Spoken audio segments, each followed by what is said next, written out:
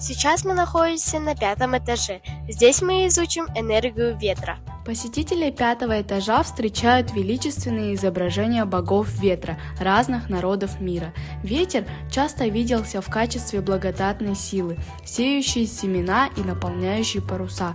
При этом люди боялись его разрушительной силы. К примеру, древние греки верили, что владыка ветров по имени Эол удерживал в плену разрушительные штормовые ветры, которые выпускал по приказу богов. Народ майя Центральной Америки называли бога бури Хуракан. Считается, что современное слово «ураган» произошло от имени их бога, что означает «одна нога». Здесь представлены мировые погодные глобусы, на которых продемонстрированы направления и потоки ветров. Причиной ветра является неравномерный нагрев поверхности Земли Солнцем, из-за чего воздушные потоки движутся с севера на юг.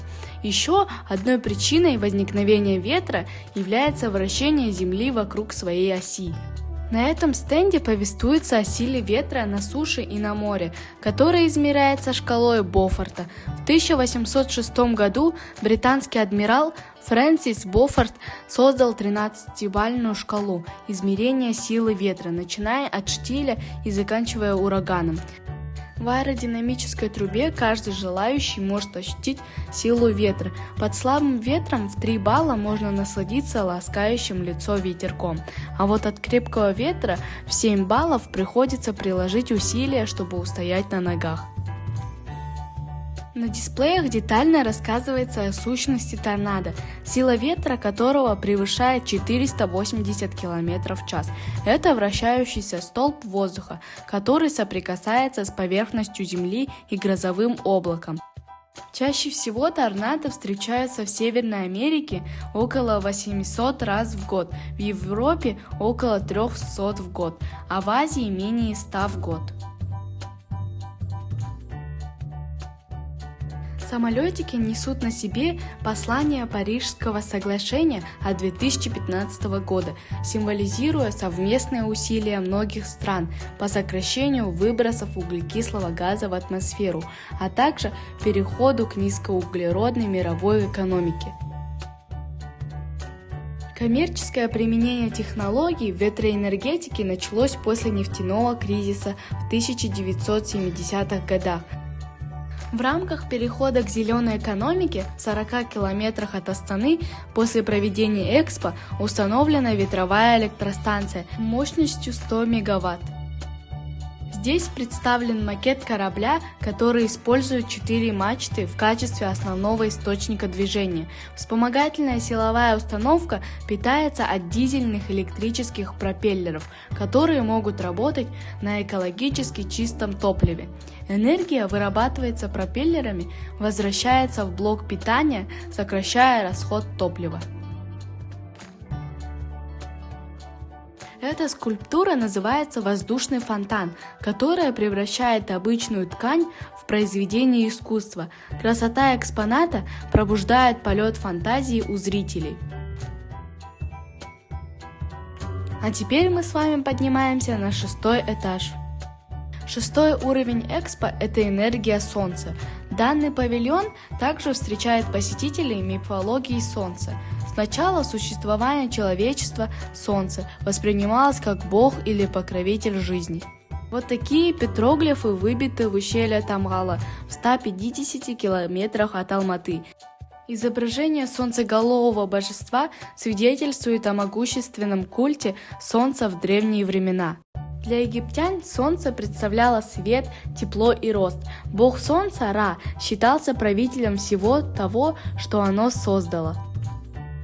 Здесь представлен вид Солнечной системы, на которой изображено расположение от Солнца, Меркурия, Венеры, Земли, Марса, Юпитера, Сатурна, Урана и Нептуна. В электронном виде раскрываются пояснительные сведения о солнечной энергии. К примеру, почему есть день и ночь? Потому что Земля вращается вокруг своей оси.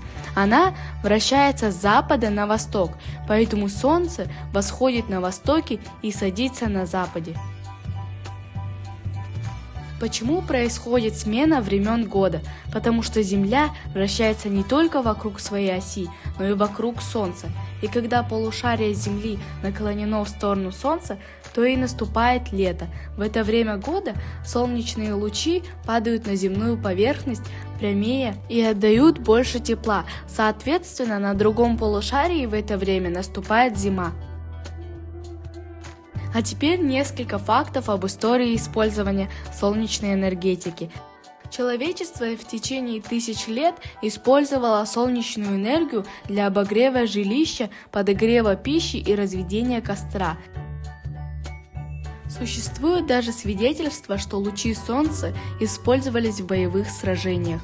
Греческий ученый Архимед использовал бронзовые отражающие зеркала для поджога деревянных кораблей во время битвы, которые находились на расстоянии 50 метров. Солнечную энергию можно преобразовать в электричество, и это важный альтернативный источник энергии будущего, так как она не загрязняет окружающую среду. Компания Pfilin интегрировала солнечные материалы в куртку, которая собирает энергию для зарядки мобильных телефонов. В городах будущего дорожные покрытия будут оснащены солнечными элементами для поглощения тепла и генерирования электричества, способного подпитывать городские электросети.